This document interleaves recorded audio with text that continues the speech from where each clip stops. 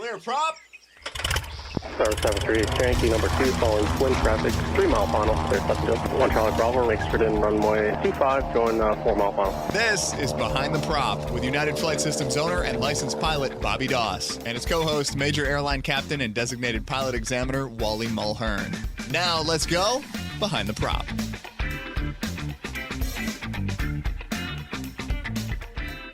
What's up, Wally? Hey, Bobby, how are you? I am fantastic. This week is something that I think as instructors, as teachers, as flight school owners and DPs, we talk about it a lot, and I'm not sure how much it's put into practice, but we are talking about personal minimums today, and something every pilot should have, something that I think we all have for what I'll call the top 5, maybe fuel, weather, crosswinds, those sorts of things. But we're going to dive into some thoughts and maybe have some chats and talk about maybe what some personal minimums are for us and maybe what others should be thinking about as it relates to those personal minimums. So we're going to break it up into 2 parts. We'll talk VFR and then we'll talk more IFR type stuff afterwards. But the ALPA is a great organization. We've had Pat Brown on the show many times. The ALPA has 2 PDF contracts that you can write with yourself that really articulate and define your personal minimums. I think it would be a great practice to go through those and update those on a regular basis, even up and down. So maybe you don't fly as regularly as you once flew. Maybe you need to turn your personal minimums down, and maybe you're super proficient and fly a lot of IFR, and maybe you could turn those personal minimums a little bit tighter that give you lower minimums, blah, blah, blah, to help you be a better, safer pilot no matter what stage in your career of piloting you're in. What do you do with an applicant, Wally, that comes in and flies with you and they pass that check ride? Do you talk personal minimums much with them? Yeah, we do. And first of all, let's talk about personal minimums. We all have personal minimums in life, and we don't even think about it. I have a friend that's an avid cyclist. He said he doesn't get out on the bicycle if it's below 40 degrees Fahrenheit. Okay? Smart man. Yeah. Well, that's a personal minimum. Okay, we're not even thinking about it. There may be a restaurant down the road that you drive by and you'd like to go to it one day, but you've heard it's $50 for an entree, so you don't go there. Well, that's a personal minimum. You're saying, yeah, that's above my ability to pay for it. I also won't go there if there's 47 people standing outside the front door. Well, that's another thing. Exactly. Yeah. Hey, let's meet at restaurant A, but restaurant B doesn't have anybody. Well, let's divert and go over to restaurant B. So we all have personal minimums in life. I mean, I think when we go to buy a product, we're going to buy a car. We have a budget in mind. Okay. So that's a personal minimum. So this is really nothing new, but just how we apply it to our flying career, and again, we're going to start talking about VFR flying. So I always ask the applicant, what is your personal minimum? And when we say personal minimums, most of the time we think of weather. Okay, well, the weather needs to be a ceiling of X and a visibility of Y, and maybe a wind of Z. Also think about your fuel. I will ask them, I'll say, okay, how much fuel are we going to land with when we get to our destination? And they'll say, okay, they'll usually give it to me in gallons. And I'll say, okay, well, gallons means nothing to me. Let's convert that gallons to minutes. How many minutes are we going to land with? And we do the conversion, and we'll come up with, say, okay, we're going to land with 120 minutes worth of fuel. Okay, good. Well, what is your personal minimum? And I usually get a little bit of a head scratch. I would say most people don't have it just on the tip of their tongue. Most of them have to think about it. And they'll come up with, more times than not, 60 minutes is a personal minimum that I hear a lot. And there's nothing wrong with that. If that meets the FAR, and then you're good. So I'll say, okay, so in this case where we're landing with 120 minutes and your personal minimum 60 minutes, we have 60 minutes worth of buffer in there. We've got 60 minutes worth of messing around that we can do. If we get we have to divert around maybe a TFR or something, and we're going to add 30 minutes to our flight. Well, 60 minutes minus 30 minutes, we're down to 30 minutes of buffer. So we'll talk about that, and I'll usually put them in a scenario where we are now going to land with 58 minutes worth of fuel. And a lot of times they'll say, the applicant will say, yeah, well, that's fine. What? And I'll say, well, wait a minute. You just told me your personal minimum was 60. We're landing with 58. So is your personal minimum really 60, or is it 60-ish? Well, it's somewhere between 60 and the FAR, what the regulations say, Wally. Right. So you have to say, well, what is it? What is your minimum? Yeah, and I think I struggle with that, right? I think I may have told the story before, but a long time ago when I was newly minted, a friend of mine wanted to take his wife to Galveston. I wanted to take him to Galveston. We planned this thing out weeks in advance, right? And we're scheduled to go at 4 p.m., noonish. They have to drive about an hour to get to the airport. Noonish, we're looking at the weather. It's 2,000 feet overcast. And I'm like, man, my personal minimum is like 3,000. But today I'll make it 2,800. If it's 2,800, we'll go. That's my go, no-go, 2,800. So we watch it. It's warming up. It's the middle of summertime. It was going to be plenty hot to get this moisture out of the air, I kept saying. And 2,000 feet became 2,200 and 2,400. And at 2,400 feet, I'm thinking, man, one more ATIS. It became 2,500. I said, all right, y'all drive down here. And I just felt the pressure that I had to get them on this trip. So 25, they're driving up with 25, and I'm driving to the airport myself to pre-flight, and I'm thinking, is it 25 or 28? And what wasn't it 3,000 this morning when I woke up? Like, why am I doing this to myself? What if anything happens? I'll never forgive myself. And lo and behold, it gets to 2,800. We end up flying at about the corridor, which is not the safest place to fly. The corridor is kind of crystal clear. It had all broken up and kind of gone away. So I got lucky, though. It wasn't like my personal minimums drove the right decision for me. It was more about luck in that instance. And I was pretty frustrated with myself, and I've tried to stay more rigid since that point. That could be 3 other episodes about external pressures and making go, no-go decisions. But in that situation, I was super proficient flying, but I wasn't IFR rated. And it wouldn't have been much to be unlucky and for all that to come down on top of me and put me in a really bad situation. Right. With no real good place to land, with not the training that I needed to fly IFR, and 2 passengers who really entrusted me to be the good pilot that I should have been and make better decisions, right? Right. As a flight school owner, I think of personal minimums in a little different light probably than you do as a DPE. I'm thinking, how proficient are these people at flying and renting my aircraft? You know, the FAA has some rules. We have our own rules that are a little bit tighter than that. But I have a number of customers that like to rent about every 86 or 7 days. And this weekend, I got to deal with one of those. I got to talk to one. The aircraft he was going to fly had a maintenance issue earlier in the morning, and we had to swap planes. And as I looked at their reservation history, they didn't have a lot of time in the aircraft that they needed to move into. They actually had 0 time in that aircraft, albeit very similar to some other aircraft. And we had a new employee working up front, and I had a CFI that was standing up front. I called the CFI and I said, look, I need you to talk this guy out of flying. Like, I don't care what his personal minimums are. We need to make sure he doesn't go fly a plane he's never flown before. And sure enough, we had a good conversation. I talked to the gentleman on the phone, and the stressors for him were, well, if I don't fly in the next 4 days, it's going to be really expensive to get current.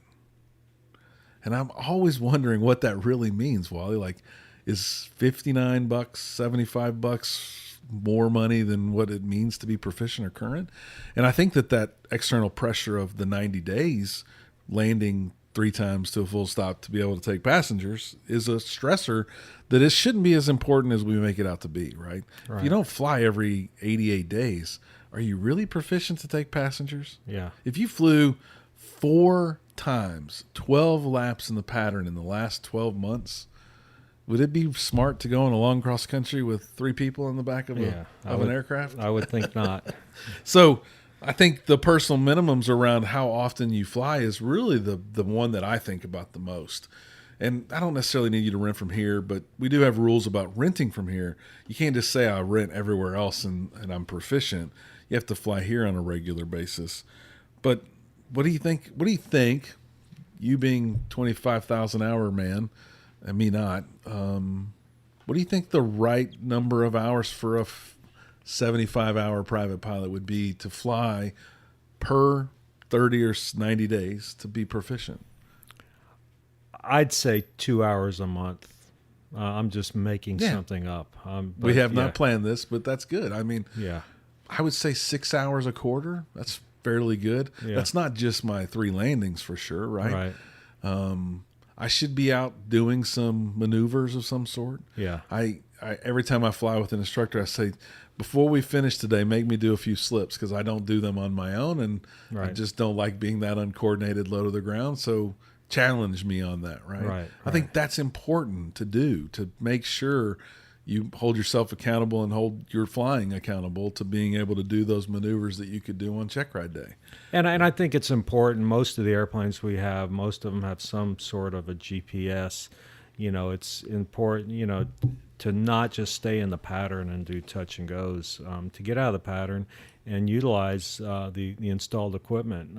Learn how to play around with the GPS. Head out on a nice VFR day, and if you took it upon yourself that said, boy, I'm going to make myself learn one new feature of the GPS every time I fly.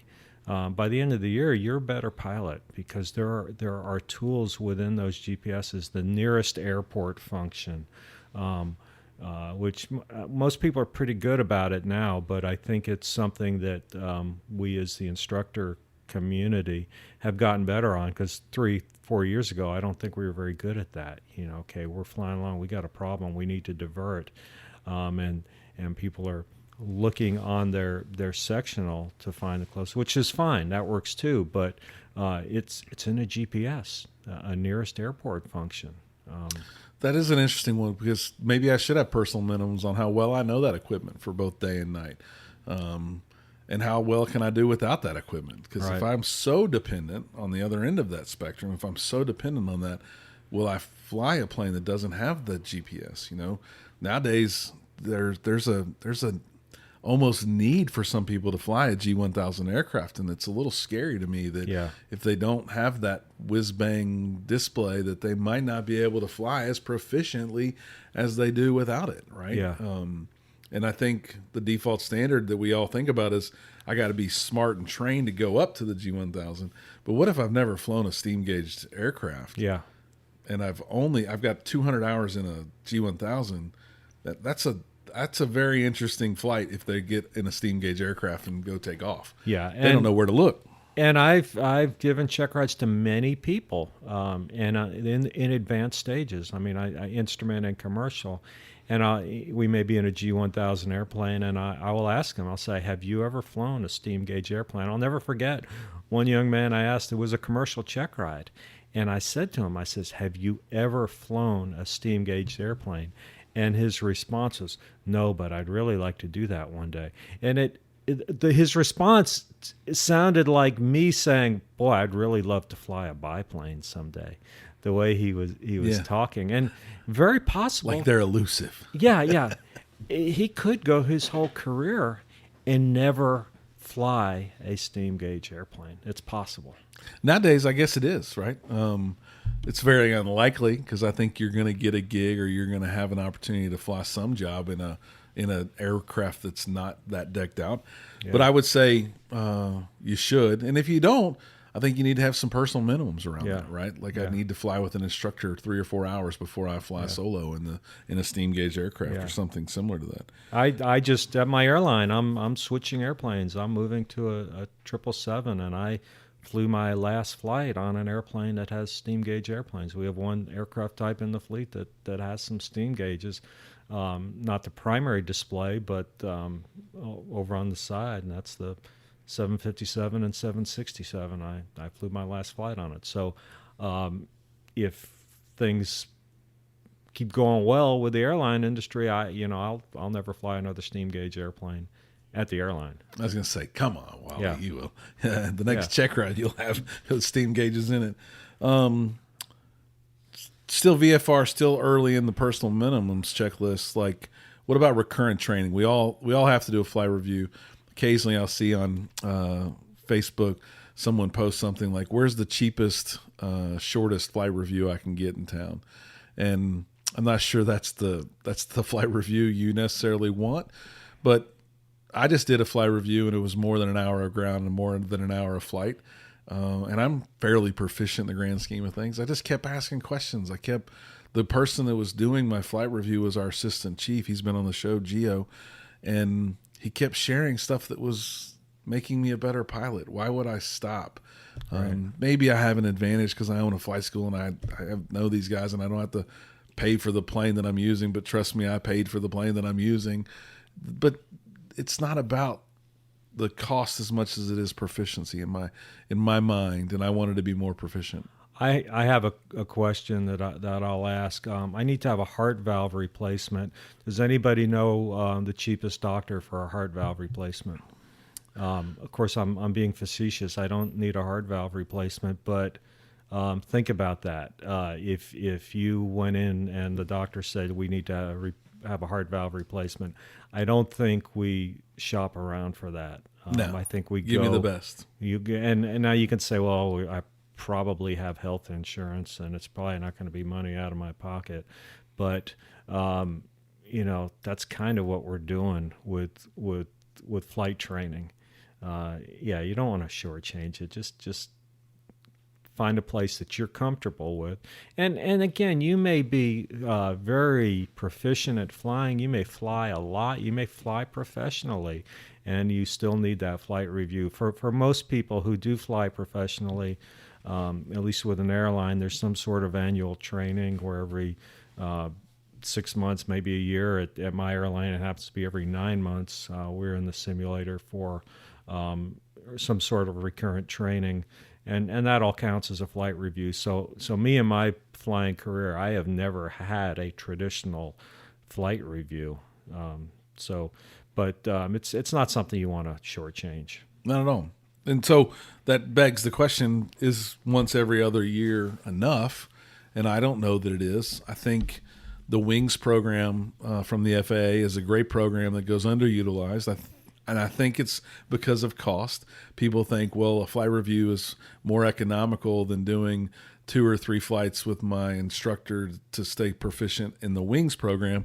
But you're talking about you're doing that flying anyway. Get an instructor to go along with you and log the appropriate lessons so that you can get Wings credit and maybe get a set of wings in the process. It's all about more recurrent training and having someone in that cockpit that knows the GPS better than you, that can teach you something. Having someone in the cockpit that is more proficient with their scan and instrument weather that can point out some tips for you. And then I think we all know the PAVE checklist, but we should have our personal minimums with PAVE and how well do I feel today.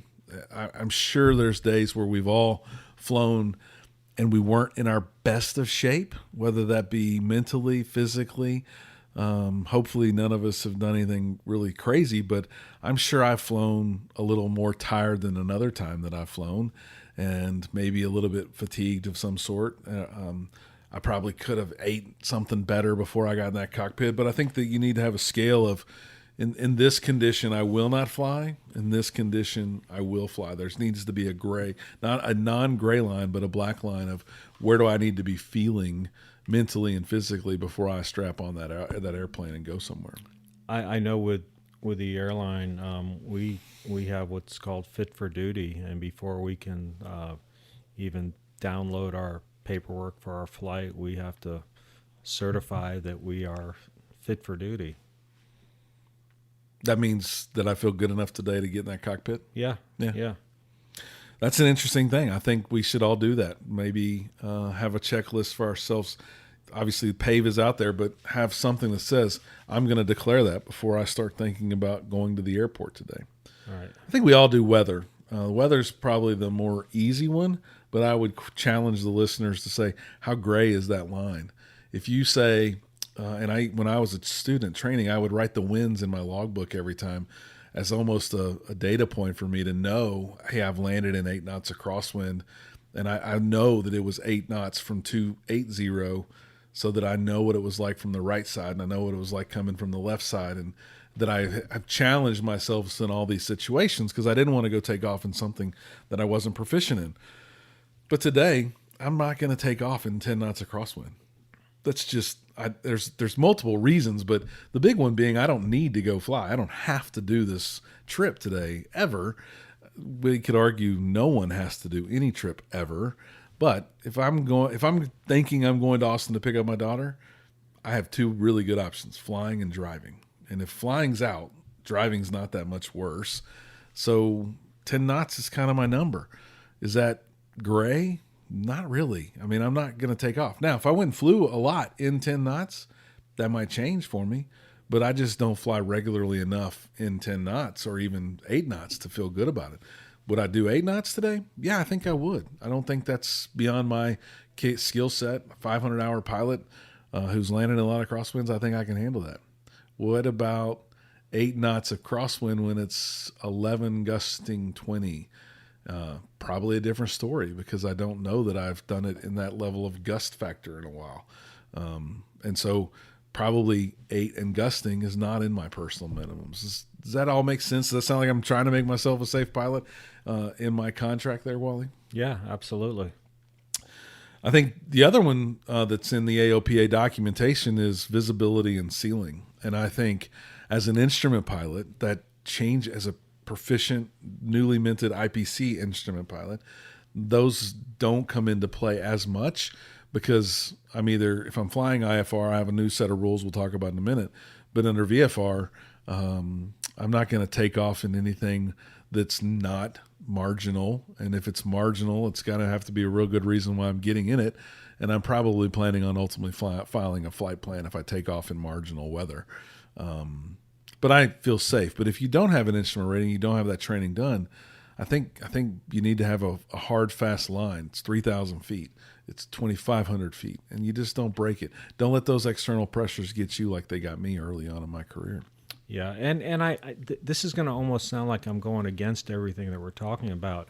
But what I would encourage is with a newly certificated instrument pilot, I give check rides to so many people because usually at the end of the check ride I'll say, now what? Now what are you going to do with this? And many instrument pilots will tell me, and this is the typical pilot who's getting an instrument pilot who's not a career path pilot. In other words, he's not using this to become a professional pilot, but maybe a private pilot who's got 600-700 hours and says, hey, I want to be a safer pilot, so I'm going to go ahead and get my instrument rating. A lot of times they'll tell me, oh, I have no intention of ever flying in a cloud. Well, geez, that's I say, geez, you need to do that. You need to fly in a cloud. You need to know what it's like because they say, well, I'm just doing it to be safer. And I would say, well, I think to be safer, you need to be proficient, and you need to keep that proficiency level up. So at some point, you need to get out there and fly in a cloud.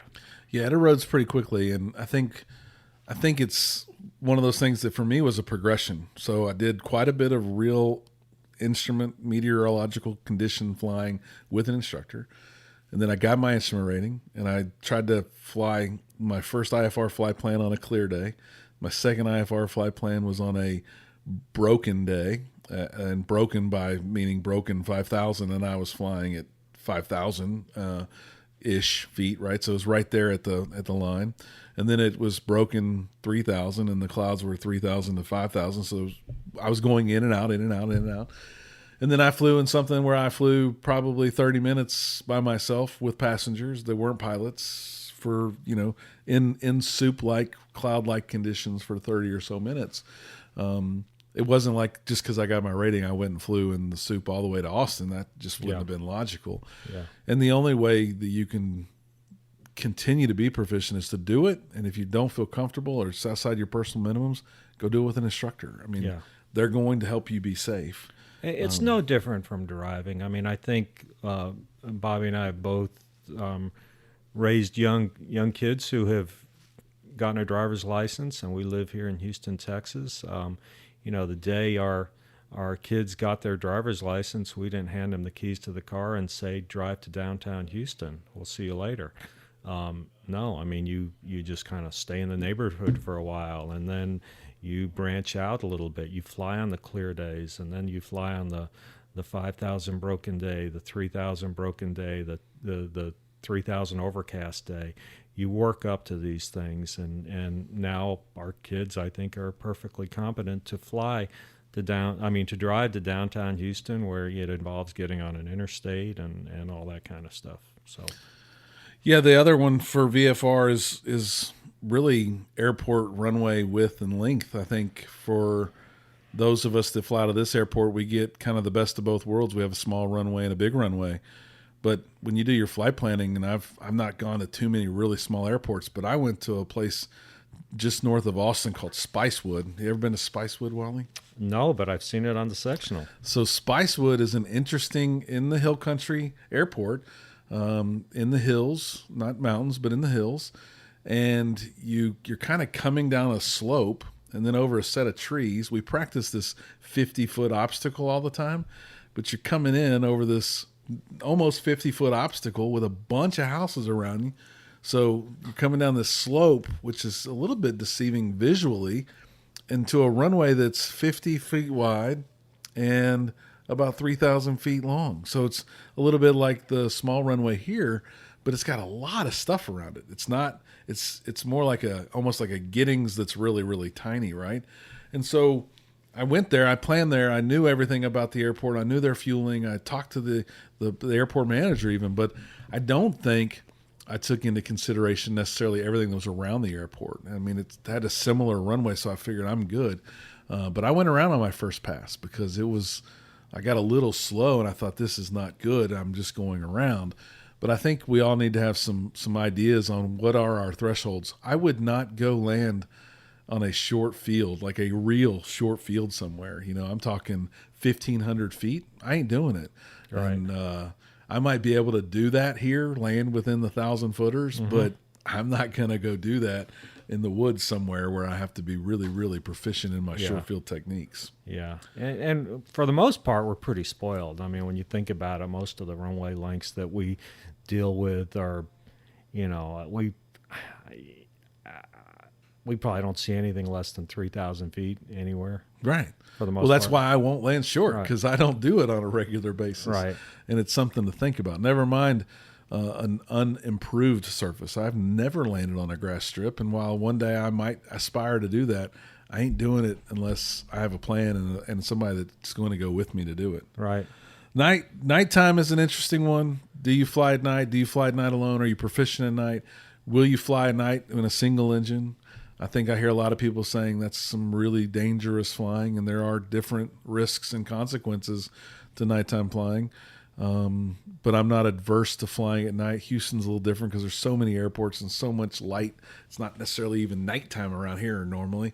But those things you need to set for yourself. And then I think you need to ask yourself some of the other questions that probably don't come up as regularly on these forums, but they are on this forum. Will I fly without a GPS? Will I fly without an electronic flight bag? We all have the scare tactic of a DPE turning my iPad off and saying, now what? But would you fly without your ForeFlight subscription being turned on? Would I fly without traffic today? I'm not sure I would fly without traffic. I have the luxury of it being on my G1000 screen and on my leg, my knee board. I don't know that there's any reason to go without traffic if you don't have to nowadays either, right? So some of those things you should think about and make sure you're writing on a contract and holding yourself accountable. And if you take a lot of time off, maybe you tighten those up quite a bit and make them a little bit more restrictive so that you can be a safer, better pilot.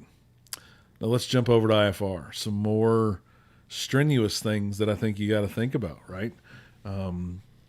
And I think I had one of the best challenges ever at this flight school when I was a student. I walked in. It was probably the January timeframe. I was going out to just fly for fun and practice. The ceilings were around 4,000 feet, overcast. I wasn't planning on getting that high. And the chief instructor at the time happened to be here. She was up front, and she said, "Do you know the freezing levels?" And I was like, "Well, no, it's not freezing." I was probably 40 degrees, but she was testing me. I know she was testing me, and I have used the similar test over and over again. The standard lap rate being 2 degrees Celsius, that's only got to get to 4,000 feet where the moisture was. Had that dropped and the temperature dropped, what does that mean? It means freezing's now 3,000, could be 2,000. I wasn't an instrument-rated pilot, but I do think you have to understand what are your limits. How far below freezing are you willing to fly? All right. Are you willing to fly in visible moisture if there's any freezing in the area, right? Even if it's 5,000 feet above you, you could have super cold droplets falling on you that may do crazy things to that aircraft, right? Yeah. So with IFR minimums, your personal minimums, I think you got to be a lot more strict. And I've just become a guy who's not going to fly in cold weather. I'm like your cyclist friend. If it's not 40 degrees at 5,000 feet, I'm not going. And that's because I don't like to be cold.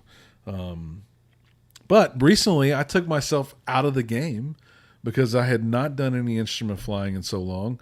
I had a trip planned to go pick up my daughter in Austin. It was overcast at 4,000. I chose not to fly low the whole way over there.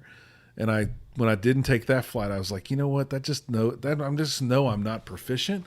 If I'm not going to fly in that, I'm not going to fly until I have my IPC done again. And that's what I chose to do. So I did an IPC. I did better than I thought I was going to do during my IPC. I feel confident. I've shot a bunch of approaches in an aircraft, in the simulator, with the CFI, challenged a bunch of different ways, doing my holds, and I feel really confident that I can fly in it again. But I think that's what you have to do at some point, is also say, I'm so unproficient that I'm not doing any instrument rating flying. Right. It's like anything else. If I'm a big basketball fan. We've had Rockets season tickets for a long time, and they have all kinds of promotions at Rockets games, and a lot of times they'll invite someone to come down to make try a half court shot, and if you make it, you win a car or something like that. Boy, if I had advance notice that I was going to be, if they called me up and said, "Hey, we picked you for the half court shot at tomorrow night's game," you don't think I'd be out on a basketball court trying a granny shot style? First of all, I'm probably not going to win the car, but I just don't want to embarrass myself. I don't want to have all these people in the stands yelling airball at me. So it's the same thing. If anytime you're going to do something, you're going to practice it, and we should take that same philosophy with flying. I agree. I think fuel reserves might change for some people. For me, it's an hour either way. And the only thing I might have a gray line on there is I might make it more if I have a bunch of headroom in my fuel tanks, right? If I'm flying 2 hours somewhere and I'm going by myself, then I'm going to land with whatever I have. I'm going to fill those tanks up. I'm not going to fly lighter for any reason over there for sure. I think that my recurrent training is obviously something that I take seriously, and I just recently did that. I think my new rule is I'm going to do an IPC every year, no matter whether I need it or not, whether I'm current or not.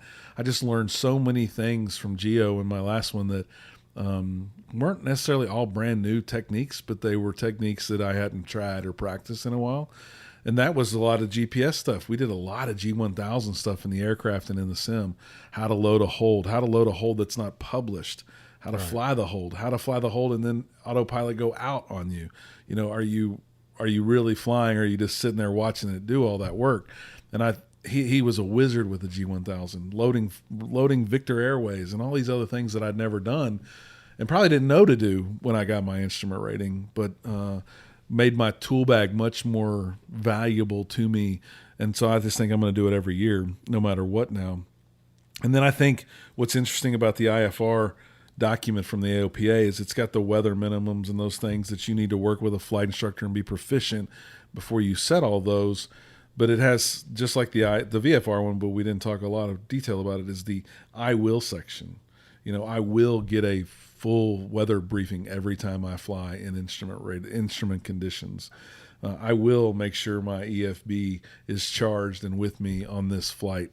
Those sorts of things become a big deal if you are so used to them that you set those rules that I will do these things before I fly, and make sure that you don't cut any corners, because being uncomfortable at 5,000 feet in the soup is not going to be really fun. Yeah. No matter what. Yeah, there's an old saying, I'd rather be on the ground wishing I was in the air than in the air wishing I was on the ground. And I try to explain that to student pilots in the lobby at this flight school a lot, right? No reason to take risks, no reason to push those personal minimums when you're not that proficient. So with that, go work with your CFI, your flight school, find someone to help you. Tell your wife, tell your girlfriend, tell your spouse, your boyfriend, your family member, these are my personal minimums. I'm not going to do anything that would jeopardize my safety. I'm going to be a safe pilot, and I am going to stay behind the prop. Thanks for checking out the Behind the Prop podcast. Be sure to click subscribe and check us out online at BehindTheProp.com. Behind the Prop is recorded in Houston, Texas. Creator and host is Bobby Doss. Co-host is Wally Mulhern. The show is for entertainment purposes only and is not meant to replace actual flight instruction. Thanks for listening, and remember, fly safe.